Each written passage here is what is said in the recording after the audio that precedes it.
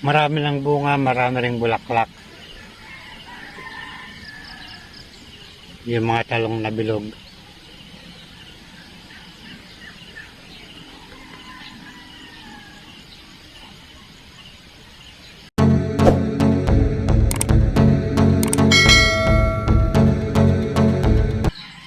Welcome to my vlog. Andito ako sa likod ng bahay. Maghahanap ng mga maiuulam.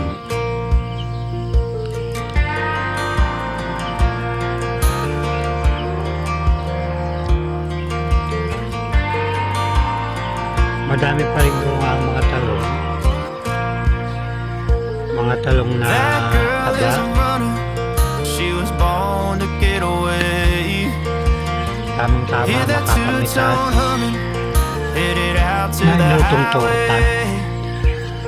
I should have seen it coming through the years left in the Actually, matagal na dust. itong puno ng talong natin. But after all the lessons learned, it ngayon, would end napapakinabangan with both of us.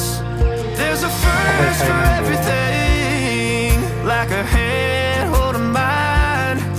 Now I'm left here with the Madami ding mga puso ng pain from her saging. I love you goodbye. Though it hurts to watch my whole world become the woman she would be. The thing that I forgot would set her free. I taught her how to leave. Madami ding bunga ang talong na bilog.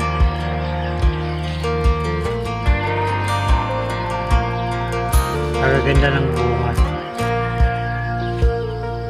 18 in the summer, man, it feels like yesterday. Bahay sa gawin dito, puro mga And she talong na was bilog. looking out that window. Sa mga sagingan. The first step she Sa gawin had to naman doon, take. The first mga cut talong from a na haba. heartbreak. Been through it all, but now it's Nasa pagitan ng mga time to saging. go our separate ways. There's a first for everything, like a hand holding mine. Now I'm left here with the pain. Nakakatuwa, makakapal ang mga bunga. Though it hurts to watch my Maliliit sa ang puno, become marami the ng woman bunga. she would be. The thing that I forgot would set her free. I taught her Sa tabi ng talong na bilog, andito naman ang mga tanim na sili.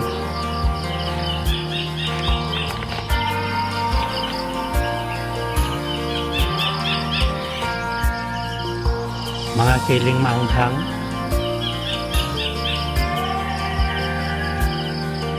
Makapal din ang bunga. Actually, yung sili na ito, last December pa ito inaanihan. Kasagsagan na mataas ang presyo noon. Now I'm left here with Marami pa rin bunga, kaya lang mababa na ang presyo ngayon. Though it hurts to watch my baby girl become the woman she would be, the thing that I forgot would set her free. I taught her how to live. Ang gaganda ng mga bunga niya, marami na namang hinog. Actually, yung mga hinog na pinipitas, ibinibilad ni Nana Lucia o ni Doña Trining.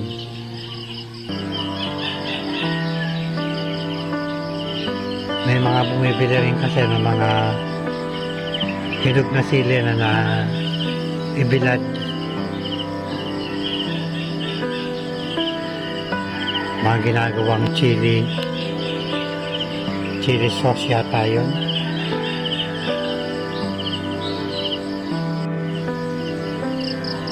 Marami pa rin napipitas na mga pansigang na sili. Yung berat na mangga, marami rin bunga.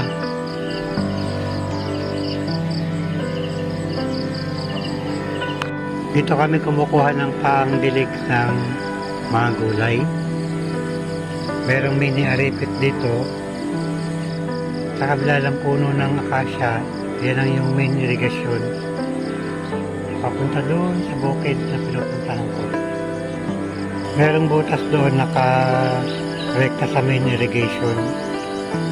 Kaya lang irigasyon sa kabila ng daan. Tapos paaagos dito sa mga gulayan. Dito dumadaan ang tubig. Papunta doon sa gulay. Malakas din ang agos ng tubig dahil puno ang irigasyon.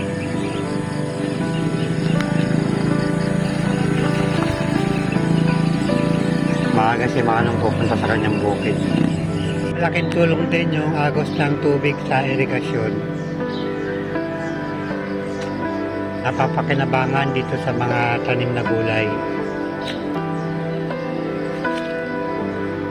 Dito sa likod bahay.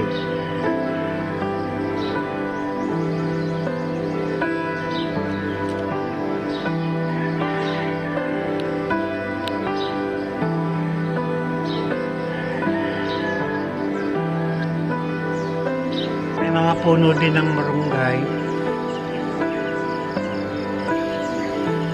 Madami ring bunga. Kapag may nangingi, pinamimigay na lang namin. Kasi kabugulang din naman para hindi masayang. Kaya napakalaking tipid sa paggulang. Huwag ka lang magpapawala ng mga tanim. Hindi ka mawawala ng mga simpleng ulam.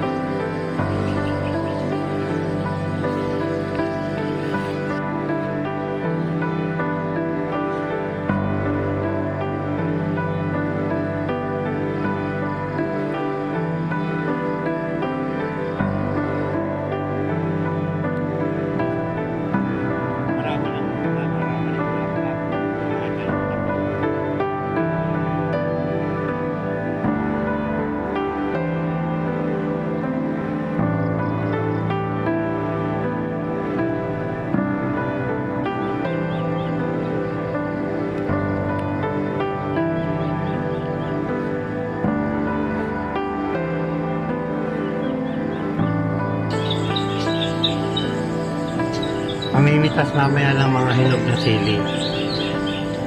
Yung napitas kahapon, ibibilad sa araw mamaya pag mataas ng sikip ng araw.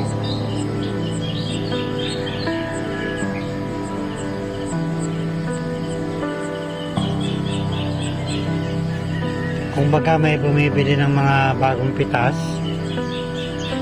may mga bumibili din ng mga sili na naibilad.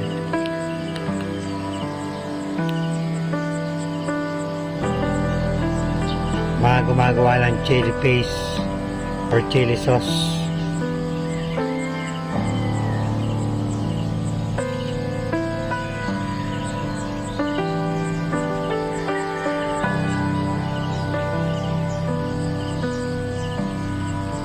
Ang kalamansi, maliliit pa lang din ang bunga.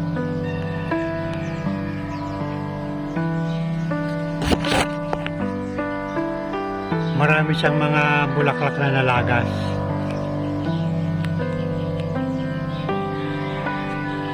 May nakukuha pa rin yung mga dating bungang malalaki pero pa ilan-ilan na lang.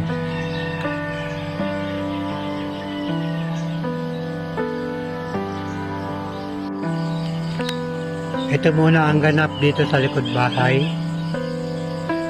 Nanguha lang ako ng ilulutong gulay.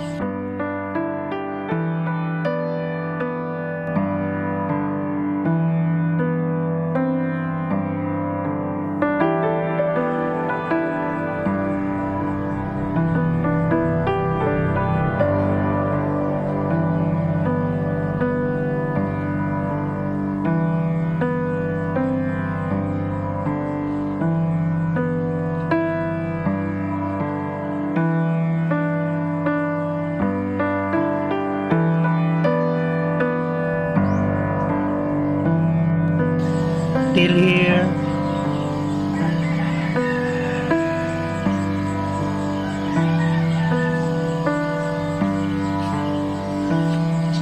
Thanks for watching.